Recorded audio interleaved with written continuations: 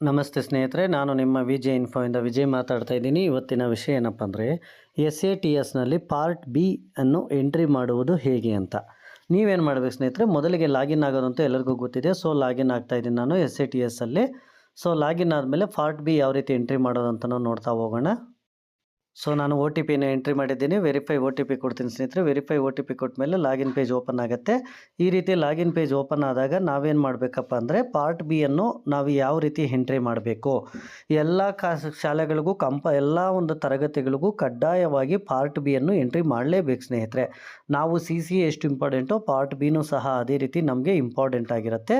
So ನಾವೇನು ಮಾಡಬೇಕಪ್ಪ ಅಂದರೆ ಈ ಒಂದು ಪಾರ್ಟ್ ಬಿ ಅನ್ನು ನಾವು ಎಂಟ್ರಿ ಮಾಡೋಣ. ಪಾರ್ಟ್ ಬಿಯನ್ನು ಎಂಟ್ರಿ ಮಾಡಬೇಕಂದ್ರೆ ಮೊದಲಿಗೆ ನಾವು ಎಲ್ಲಿ ಹೋಗ್ಬೇಕಪ್ಪ ಅಂದರೆ ಈ ಒಂದು SA2 ರಿಸಲ್ಟ್ ಅಂತಿದೆ ನೋಡಿ ಸ್ನೇಹಿತರೆ. ಈ ರೀತಿ ಡ್ಯಾಶ್ ಬೋರ್ಡ್ ಓಪನ್ ಆಗುತ್ತೆ.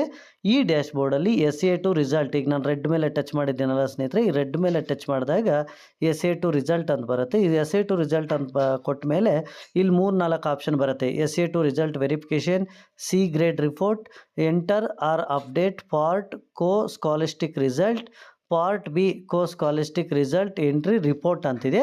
ಸೊ ನಾವೇನು ಮಾಡಬೇಕಪ್ಪ ಅಂದರೆ ಎಂಟರ್ ಮಾಡಬೇಕಂದ್ರೆ ಇಲ್ಲಿ 3ನೇ ಆಪ್ಷನ್ ತೆಗೆದುಕೊಳ್ಳಬೇಕು ಸ್ನೇಹಿತರೆ. ಈ 3ನೇ ಆಪ್ಷನ್ ತೆಗೆದುಕೊಂಡಾಗ ನೆಕ್ಸ್ಟ್ ನಮಗೆ ಪಾರ್ಟ್ ಬಿ ಅನ್ನೋದು ಓಪನ್ ಆಗುತ್ತೆ ಸ್ನೇಹಿತರೆ. ಸೊ ಈಗ ನೋಡಿ ಸ್ನೇಹಿತರೆ, ಈ ರೀತಿ ನಮಗೆ ಓಪನ್ ಆಗುತ್ತೆ. ಈ ರೀತಿ ಓಪನ್ ಆದಾಗ ನಾವೇನು ಮಾಡಬೇಕು, ಇಲ್ಲಿ ಎಲ್ಲ ಡೀಟೇಲ್ಸು ಇದೆ. ಸೊ ನಾವಿಲ್ಲೇನು ಮಾಡಬೇಕು, ಸ್ಟ್ಯಾಂಡರ್ಡನ್ನು ತೆಗೆದುಕೊಳ್ಬೇಕು. ಫಾರ್ ಎಕ್ಸಾಂಪಲ್ ನಾನು 8th ಸ್ಟ್ಯಾಂಡರ್ಡನ್ನು ತೆಗೆದುಕೊಳ್ತಾ ಇದ್ದೀನಿ. ನೀವು ಯಾವ ಕ್ಲಾಸ್ ಆದರೂ ತೆಗೆದುಕೊಳ್ಳಿ. ಮತ್ತು ಇಲ್ಲಿ ಯಾವ ಇಯರ್ ಅಂತ ಆಯ್ಕೆ ಮಾಡಬೇಕಾಗತ್ತೆ ಸ್ನೇಹಿತರೆ. ಈ ವರ್ಷ 2025-26 ಅದು ಯಾವ ವರ್ಷ ಆದರೂ ಇರಲಿ, ಆ ಒಂದು ವರ್ಷ ನೀವು ಯಾವ ವರ್ಷದಲ್ಲಿದ್ದರೂ ಆ ವರ್ಷವನ್ನು ಆಯ್ಕೆ ಮಾಡಿಕೊಂಡು ಇಲ್ಲಿ ಕೆಳಗೆ ಸರ್ಚ್ ಅಂತಿದೆ ಸ್ನೇಹಿತರೆ. ಮೀಡಿಯಮ್ ಅಂತೂ ಕನ್ನಡ ಇದೆ. ಕನ್ನಡ ಮೀಡಿಯಮ್ ಇರೋರು ಕನ್ನಡ ಮೀಡಿಯಮ್ ತಗೊಳ್ಳಿ, ಇಂಗ್ಲೀಷ್ ಮೀಡಿಯಮ್ ಇರೋರು ಇಂಗ್ಲೀಷ್ ಮೀಡಿಯಮ್ ತೆಗೆದುಕೊಳ್ಳಿ. ಸೊ ನಾನೇನು ಮಾಡ್ತೀನಿ, ಇಲ್ಲಿಗೆ ಸರ್ಚ್ ಅಂತ ಕೊಡ್ತೀನಿ ಸ್ನೇಹಿತರೆ. ಸರ್ಚ್ ಅಂತ ಕೊಟ್ಟಾಗ ನೆಕ್ಸ್ಟ್ ಒಂದು ಪೇಜ್ ನಮಗೆ ಓಪನ್ ಆಗುತ್ತೆ ಸ್ನೇಹಿತರೆ.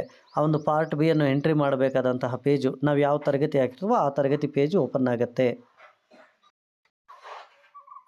ಸೊ ಈಗ ನನಗೆ ಇಲ್ಲಿ ಪೇಜ್ ಓಪನ್ ಆಗಿದೆ ಸ್ನೇಹಿತರೆ. ಮಕ್ಕಳ ಸಂಖ್ಯೆ ಪ್ರಕಾರ ಎಲ್ಲ ಓಪನ್ ಆಗಿದೆ. ಸೊ ನನ್ನಿಲ್ಲಿ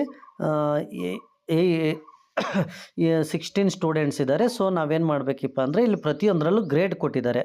ಸೊ ಅವರು C ಗ್ರೇಡ್ ಕೊಟ್ಟಿರ್ತಾರೆ, ನಾವು A ಗ್ರೇಡ್, ಯಾವ ಗ್ರೇಡ್ ಬೇಕೋ ಆ ಗ್ರೇಡನ್ನು ಈ ರೀತಿ ಎಂಟ್ರಿ ಮಾಡ್ಕೋಬೇಕಾಗತ್ತೆ ಸ್ನೇಹಿತರೆ. ಪ್ರತಿಯೊಂದು ಕ್ಲಾಸು ನೀವು ಈ ರೀತಿ ಎಂಟ್ರಿ ಕೊಟ್ಟು ಇಲ್ಲಿ ಕೆಳಗೆ ಸಬ್ಮಿಟ್ ಅಂತಿದೆಯಲ್ಲ ಸ್ನೇಹಿತರೆ, ಸಬ್ಮಿಟ್ ಕೊಡಬೇಕು. ಮೊದಲಿಗೆ ನೀವು ಎಂಟ್ರಿ ಮಾಡಿದ ತಕ್ಷಣ, ನೀವು ಓಪನ್ ಮಾಡಿದ ತಕ್ಷಣ C ಗ್ರೇಡ್ ಇರುತ್ತೆ ಸ್ನೇಹಿತರೆ. ಆಮೇಲೆ ನೀವೇನು ಮಾಡಬೇಕು, ನಿಮ್ದು ಯಾವ ಗ್ರೇಡ್ A ಇದ್ರೆ A ಹಾಕ್ಕೋಬೇಕು, B ಇದ್ರೆ B ಹಾಕ್ಕೋಬೇಕು, ಆಬ್ಸೆಂಟ್ ಇದ್ದರೆ ಆಬ್ಸೆಂಟ್ ಅಂತ ಹಾಕ್ಕೋಬೇಕಾಗತ್ತೆ ಸ್ನೇಹಿತರೆ. ಸೊ ನಾನು ನನ್ನ ಮಕ್ಕಳದೆಲ್ಲ A ಗ್ರೇಡ್ ಇದೆ. ಸೊ ನಾನು A ಗ್ರೇಡನ್ನು ಹಾಕಿದ್ದೇನೆ ಸ್ನೇಹಿತರೆ.